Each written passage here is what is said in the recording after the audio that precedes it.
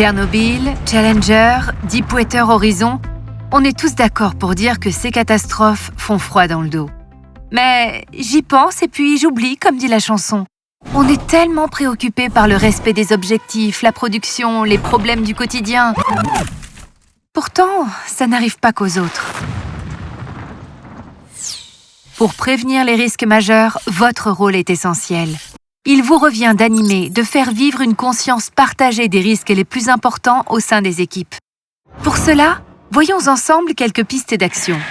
Première piste. Placez les risques majeurs au cœur des préoccupations, bien en amont, dès la préparation du travail.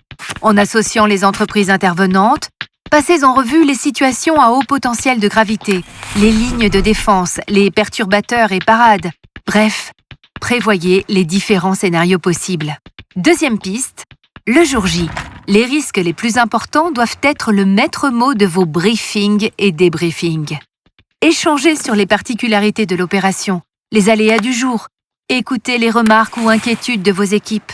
C'est le moment pour détecter les manques de ressources et fixer des no-go si besoin.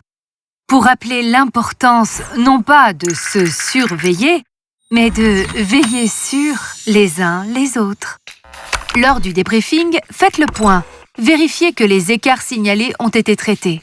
Et si l'opération a été menée en toute sécurité, n'hésitez pas à remercier vos équipes. La positive attitude, c'est motivant pour continuer.